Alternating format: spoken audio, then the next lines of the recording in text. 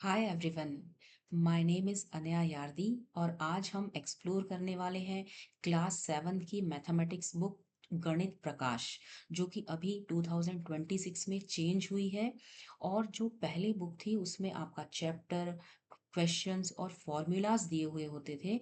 अब इस वाली बुक में उन्होंने बहुत ही अच्छे से प्रैक्टिकल यूज़ हम मैथ्स का किस तरह से अपनी रियल लाइफ में कर सकते हैं, उन्होंने ये बताया है। तो इस चैप्टर फर्स्ट में लार्ज नंबर्स अराउंड अस, मतलब बड़ी संख्याएं हमारे आसपास, उसके बारे में बताया गया है। और ये शुरुआत होती है चिंतामणि नाम के एक शहर से। उसकी हम आज सैर करने वाले हैं। तो उसमें आपको बताया गया है कि वहाँ की जनसंख्या, पॉपुलेशन कितनी है, वहाँ मेल और फीमेल्स कितने हैं। आगे आपको बताया है कि आप नदियों की लंबाइयाँ किलोमीटर में, और बैंकिंग के जो ट्रांजैक्शन होते हैं, लेन देन का काम जो बड़े नंबर्स के फॉर्म में होता है, उसको हम रियल लाइफ में कैसे देखते हैं और उनको रीड करना कैसे सीखते हैं। तो उसमें इसको बहुत ही अच्छे से प्रैक्टिकल यूज इसका एक्चुअली बताया गया है इस चैप्टर में और पूरी बुक में ही। तो लेट्स गेट स्टार्टेड। तो स्टूडेंट्स, आप देख सकते हैं कि इसमें आपका चैप्टर का नाम है large numbers around us. Okay.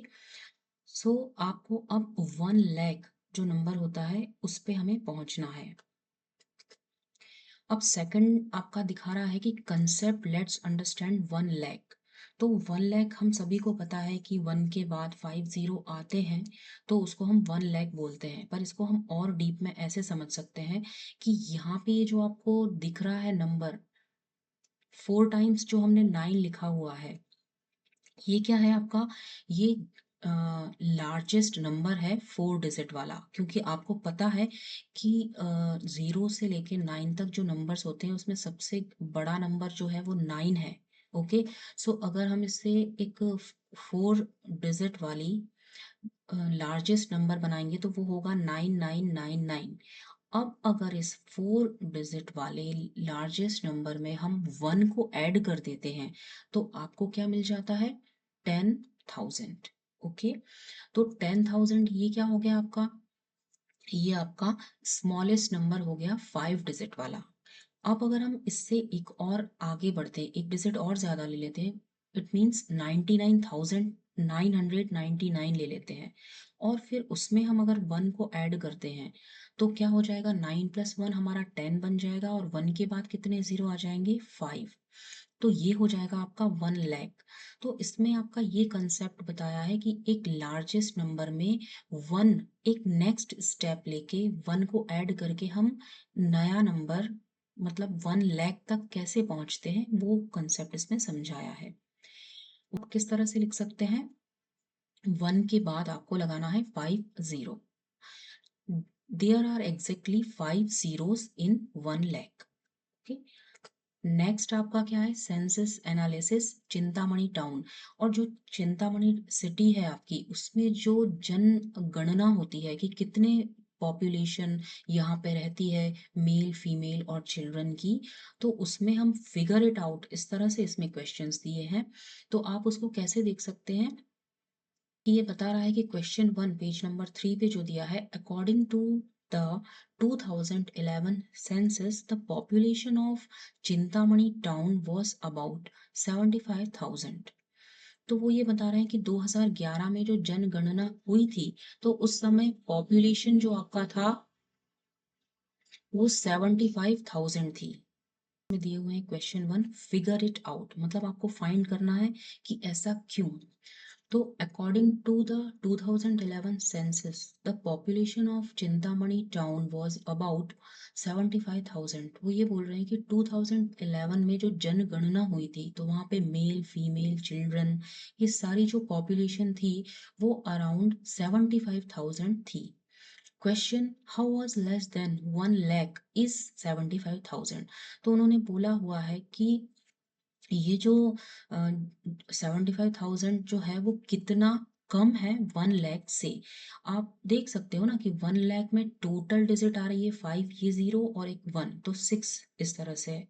यहाँ पे डिजिट्स हैं और यहाँ पे 5 डिजिट हैं, तो ऑब्वियसली आप इस से देख सकते हैं कि जो 6 डिजिट वाला नंबर होगा वो बड़ा होगा और जो 5 डिजिट वाला नंबर होगा वो छोटा होगा।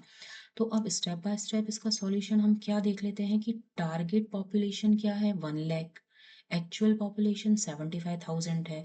तो हमें इसमें एक वर्ड देखना है कि हाउ मच लेस देन। तो जब लेस देन है तो हमें जो ग्रेटर नंबर होगा उसमें स्मॉलेस्ट नंबर से हम जब माइनस करेंगे, डिफरेंस मतलब हमें करना है सब्ट्रैक्शन, तो आपका आएगा 25,000। तो इस तरह से हम निकाल सकते हैं कि how much less than 1 lakh is 75,000। Now, population growth and difference. The estimated population of Chintamani in the year 2024, अब बात हो रही है 2024 सन की, तो उसमें ये बढ़ गया आपका 1 लाख। इसको कैसे रीड करेंगे, 1,06,000, क्योंकि 1 के बाद 5 डिजिट आ रही है और 6 के बाद आपका 3 डिजिट आ रहा है। तो इसमें ये हो गया आपका 1,06,000।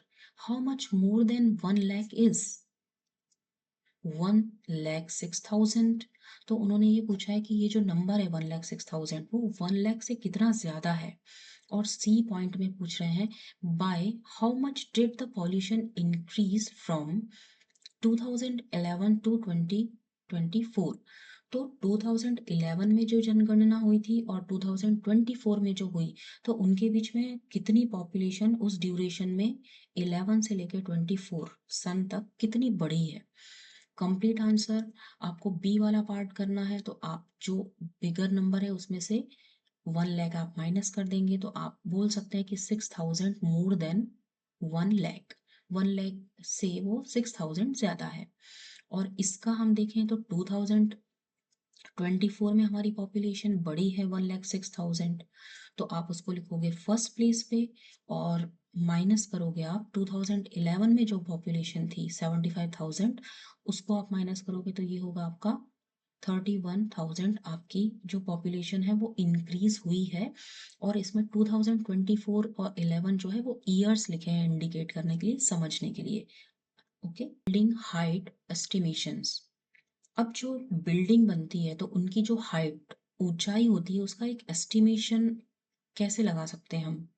तो सोमूस की जो बिल्डिंग है उसमें क्या बोला जा रहा है कि सोमू इज 1 मीटर टॉल, वो 1 मीटर लंबा है। ठीक है, उसकी लेंथ हम मीटर में मेजर करके बताया है यहाँ पर। इट मीन्स यूनिट जो है वो मीटर ली है। Each floor of his building is about 4 times his height.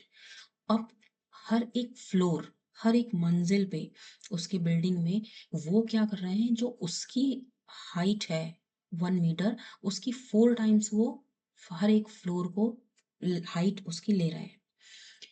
तो क्वेश्चन क्या बनता है, what is the approximate height of Somu's building if it has 10 floors. अगर सोमो की बिल्डिंग में 10 मंजिलें हैं, 10 फ्लोर्स हैं, तो फिर उसकी हाइट कितनी होगी। तो इसमें हम सबसे पहले देखेंगे कि सोमूज हाइट कितनी है, 1 metre. Height of first floor कितनी है, क्योंकि 4 टाइम्स ली है उन्होंने सोमूज की हाइट से, तो सोमूज की हाइट है, सोमू की हाइट है 1 मीटर। और height of the first floor 4, 4 times ज्यादा है, तो 4 × 1 मीटर करा तो हमारे पास क्या आया, 4 मीटर। अप्रोक्सीमेट बिल्डिंग हाइट अगर हम लेना चाहते हैं, फर्स्ट एक फ्लोर क्या आ गई हमारे पास, तो 10 फ्लोर्स में जो हमारा 1 फ्लोर आया है ये, तो इसको हम मल्टीप्लाई कर देंगे 4m से, 4m multiply by 10 floors. Okay, तो 40 मीटर्स। अब हाइट तो जो है वो हमारी मीटर्स में आएगी, तो इसलिए आंसर आया इसका 40 मीटर्स, ये कोई फ्लोर्स में आंसर नहीं आएगा। उन्होंने क्या पूछा, एक बार और क्वेश्चन को रीड करना बहुत ही जरूरी होता है जब ये वर्ड प्रॉब्लम होते हैं, तो आप 2 बार पढ़ो, जब तक आपको समझ में नहीं आ जाता तब तक आप क्वेश्चन को रीड करो। What is the approximate height of Somo's building if it has 10 floors? So what is the approximate height? हमें approximate height निकालना है, तो वो आ चुकी है 40 मीटर। नेक्स्ट आपका क्या है, Statue of Unity versus Somu's building. Statue of Liberty के बारे में आप जानते होंगे कि जो गुजरात में बनी हुई है, श्री सरदार वल्लभ भाई पटेल जी की जो प्रतिमा बनी है, स्टेच्यू जिसे बोलते हैं, वो जो है उसके बारे में बात कर रहे हैं कि उसकी हाइट कितनी है और सोमू की जो बिल्डिंग बनी है उसकी हाइट कितनी है। तो वर्ल्ड रिकॉर्ड्स कंपैरिजन कर रहे हैं हम, बुक में दिया हुआ है ऐसा। The height of the statue of unity in Gujarat is about 180 metres. 180 metres एक बहुत ज्यादा लंबी हाइट होती है। ओके, तो उसमें बताया है कि 180 मीटर्स ये है। क्वेश्चन में which is taller, the statue of Unity और Somu's building 40 meter, by how much. वो पूछ रहे हैं कि कौन सी बड़ी होगी, स्टेच्यू ऑफ यूनिटी की हाइट ज्यादा होगी या जो सोमू की बिल्डिंग है 40 मीटर की वो ज्यादा होगी, और कितनी ज्यादा है। तो स्टेच्यू ऑफ यूनिट हाइट कितनी है 180 मीटर गिवन है। सोमूज बिल्डिंग हाइट हमने फाइंड की थी 40 मीटर है। डिफरेंस अगर हम निकालते हैं तो 180 में से 40 माइनस करेंगे, सिंपल सब्ट्रैक्शन, तो आपका आएगा 140। तो Statue of Unity is 140 meter taller than Somu's building. तो इस तरह से आएगा answer. Game concept land of tens and clicks, ये बहुत ही इंपॉर्टेंट कंसेप्ट है। अभी तक हम क्या होता था कि जैसे किसी भी नंबर को हम, इसमें क्या बताया गया है, एक्सपांशन बताया है। जैसे मैं लिखती हूँ एक नंबर 5 2 4 3 1। ओके, मैं ये नंबर लिखती हूँ। अब मैं इसमें क्या करती हूँ, एक और बढ़ा लेती हूँ यहाँ पे। ठीक है, तो 3 के बाद कॉमा, ये कंसेप्ट भी मैं बताऊंगी। ओके, और फिर 2 के बाद कॉमा। तो इसको अगर मुझे एक्सपांड करना, ये हमारे पास एक बहुत बड़ा नंबर दिया है, तो आप इसमें देख सकते हैं कि ये 5 से स्टार्ट हो रहा है। ओके, और इसके बाद कितनी डिजिट है, 1 2 3 4 और 5 डिजिट है। तो जब भी किसी नंबर के पीछे डिजिट होती है 5, तो वो लैख में हम रीड करते हैं कि उतना लाख। तो ये कितना हो गया, 5,24,312। तो ये एक बंधा हुआ नंबर है कंप्लीटली। एक्सपेंशन का मतलब होता है कि इस नंबर को आपको क्या करना है, ब्रेक करके लिखना है, ब्रेक करके। ओके, तो 5 से अगर हम स्टार्ट करते हैं और इसमें जितने भी नंबर पीछे आ रहे हैं उतने मैं जीरो लगा देती हूँ, 1 2 3 4 और 5। इन अकेले जीरो का तो कोई मतलब नहीं होता, तो मैं इसके आगे लगा देती हूँ 1, क्योंकि अगर मैं 5 में 1 लाख का मल्टीप्लाई करूंगी तो मुझे 5 लाख मिल जाएंगे। ओके, तो यही इसमें एक नई चीज बताई है टेंस और क्लिक्स को लेके। The click game, imagine we have calculators with only one operation.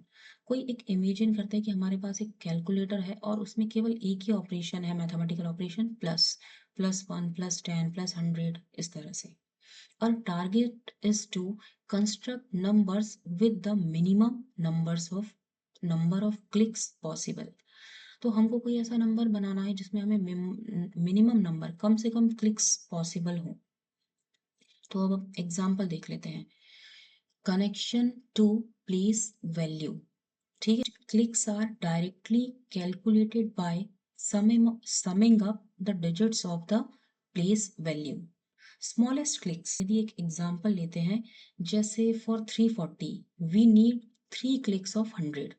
ये जो 340 दिखा रहा है, 340 में आप कैसे कर सकते हैं उसको, 100 + 100 + 100, मतलब ये 3 टाइम्स 100 इसमें आ रहा है। ओके, इसीलिए इसको लिखा है 340। इसका मतलब है इसमें 1 क्लिक, 2 क्लिक एंड 3 क्लिक्स। तो इसमें 3 क्लिक्स हो रहे हैं किसके, 100 के, एंड 4 क्लिक्स किसके हो रहे हैं, 10 के। 4 क्लिक्स किसके हो रहे हैं, 10 के, क्योंकि ये 40 है। अगर मैं इसको 10 के फॉर्म में लिखूं तो 4 × 10 × 4 क्लिक्स ऑफ 10, और कितने क्लिक्स हो रहे हैं, 10 के 4। तो आप इसका फर्स्ट ले लो, 3 क्लिक। ओके, और 10 के कितने क्लिक्स हैं, 4। तो आपने इसके 3 ले लिया और 10 का ले लिया 4। तो 3 + 4 आपका ऐड करोगे यदि, तो आपके कितने हो गए, 7 क्लिक्स। तो जो हम एक एक्सपेंशन करते थे प्रीवियस क्लासेस में भी, तो उसको एक क्लिक के थ्रू इन्होंने बताया है।